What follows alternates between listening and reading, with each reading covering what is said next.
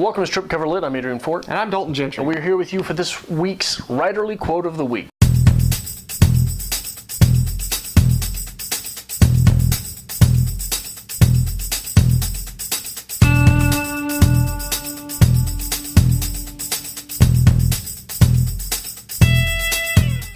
Dalton, what is it? We're going to go back to Vonnegut. Back to Vonnegut. We did A Man Without a Country this week. Back to school. Back to school with Vonnegut. So we're going to use a quote from A Man Without a Country. Pretty famous quote by Vonnegut. Here's a lesson in creative writing. First rule, do not use semicolons. They are transvestite hermaphrodites representing absolutely nothing. All they do is show you've been to college. Yeah. What do you think about... Oh, don't you that. Yeah. What do you think about that? I think it's a good quote. It's a hell of a quote. It's a great quote. When was the last time you were reading Hemingway and you ran into a semicolon? We can't pull Hemingway into this. I do believe the end of A Man Without a Country, he uses a semicolon. He does. And then he points out the fact that he used one. Right. So it's still acceptable. Of course. I use semicolons anytime I write anything at a professional level. I bet you do. Anything for work, if I'm like, I have to write this memo. Semicolon, semicolon. Just because I like to flaunt that. Just because you're putting emojis in your professional writing. I know how to use language, and I'm going to slap you in the face with it. I don't want to agree with this. So talk to me from a writer's standpoint. You are more heavy in the writing field. Okay, I'm going to bring it up like I bring it up every week, like I bring it up in almost every video we do. John Gardner calls fiction a vivid and continuous dream. Okay. What does a semicolon do to that vivid and continuous? It does not allow it to be vivid and continuous. It stops and reminds you that you are in the middle of something that has been constructed. Okay. So how does a semicolon sound? It forces you to pause. Is it as final as a period? No.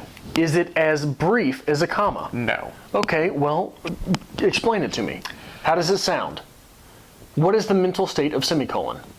The semicolon to me sounds like it would be a pause, and it's not exactly a pause, but it's not a continuation of a sentence. The semicolon's a beautiful tool. See what I did there? That would have been a semicolon in speech, but it was okay. So how did it sound? It sounded fine to me because I said it. I'm okay with it. It didn't sound like a period to you? No, it didn't. It did not sound like a period to me. Okay. It didn't sound like a comma to you? No, it didn't. Maybe because I was trying to make a point and I'm like, writing it out in my mind, semicolon. So I don't know. I like the semicolon, and maybe that's why I'm not the writer of the group here. I think... Kill your darlings. Kill your darlings, kill your darlings, kill your darlings, kill your darlings. You like the semicolon. Fiction. You don't need the semicolon. Okay, fiction. No semicolon fiction. I'll give it that. Professional writing, academic writing, what's the word I'm looking for that people use? It's gone to me. But professional, academic, it has its place. Okay, it's got a place, I guess, in that type of writing, but, I mean, who wants to read that? Oh, I enjoy reading that. I mean, that's kind of my niche there. I like, linguistics and things like that. Sure you do know. I know. But in fiction, yeah, I can agree with you. Don't use the semicolon. I don't want to disagree with Vonnegut because I have him built up on such a pedestal. I'm like, oh, Vonnegut, you can do no wrong. So I'm torn on this. So here's the thing, though. You make the distinction between fiction and academia. What about non-academic non-fiction? Vonnegut. Right. Man Without a Country. Right. Does it have a place in there? Very conversational tone. What about biographies? I don't think so as well. I mean, I think it is heavily just professional academic writing. I'm going to go with that. You're going to go with that. So I'm going to go with that. So is that one of the things that is enforced in order to maintain the fact that this curmudgeonly writing is not enjoyable? Maybe that's what it is. Maybe there's a group of people who just sit down who are in charge of academia, and they say, hey, we are going to keep this as boring and terrible as possible, so the people who read it, we know they're the people who want to read it. So the people who...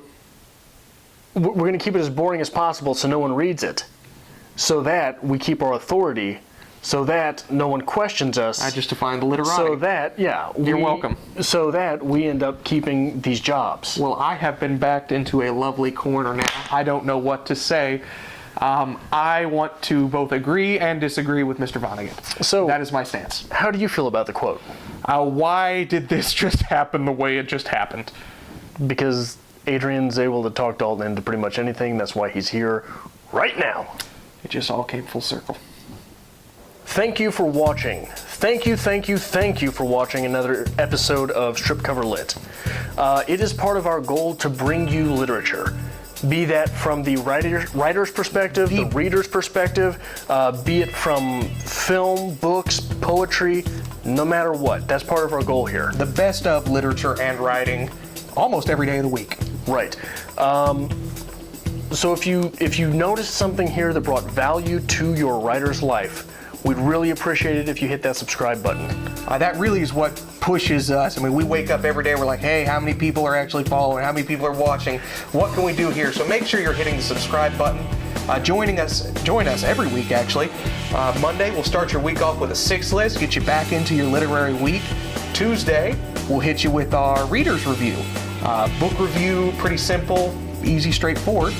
We'll go back into another 6 list on Wednesday. Thursday, we do a little bit of something fun. We'll do challenges, we'll do tags, maybe book hauls, maybe a makeup challenge. A makeup challenge. We'll see what's coming. Friday, we'll hit you with a writer's quote of the week, get you through the weekend, make you think.